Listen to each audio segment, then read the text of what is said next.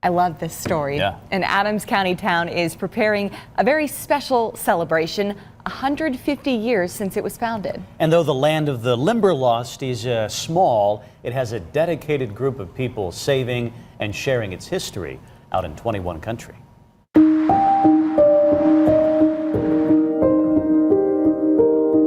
Geneva is a town with a lot of potential still, and it's a good place to live. The more I did here, the more I felt like this is my home. There's a lot of families that, are very instrumental and a big part of this town. We have a large Amish community, and they're a huge part of our community.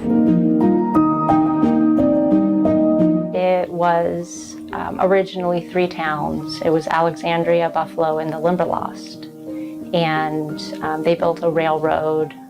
In 1871, it started carrying passenger trains. And in 1872, the 3 separate towns came together and formed Geneva as it is. In 1895, there was a fire that destroyed the downtown.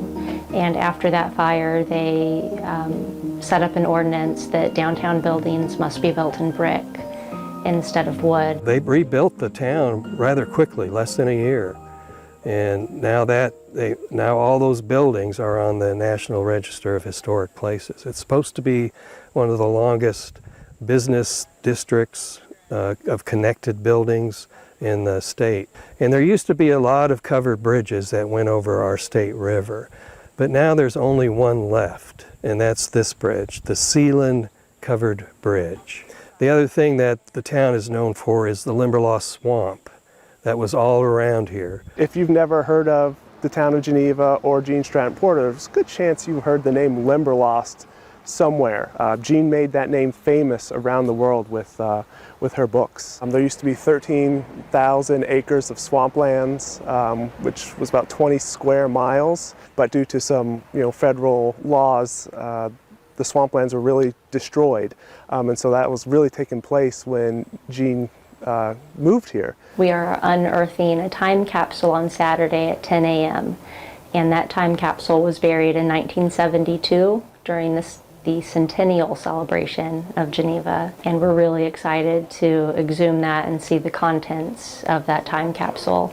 We are collecting donations also for the Geneva time capsule that we will be burying for the sesquicentennial. I think we will find some letters and some coins that actually my grandparents put in for my father and his siblings. In 50 years, I won't be here anymore, but the people beyond me, my children or grandchildren, and along with anyone else from our town, will be able to see what was buried, what was popular at this time during these years. I've lived in Geneva for 46 years.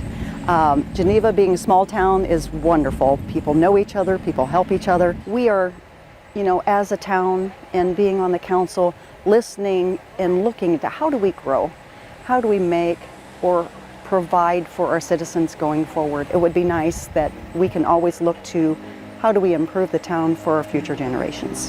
One of the things I'm really pleased about the 150th celebration is it's really brought a lot of people into wanting to do something to help us celebrate the community and the area too.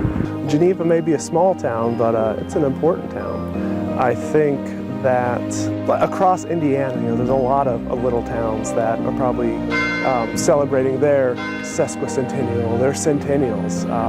And so I think it's an opportunity for people in bigger cities, like the Fort Waynes of Indiana, to really experience and see what other Hoosiers, how they live their lives.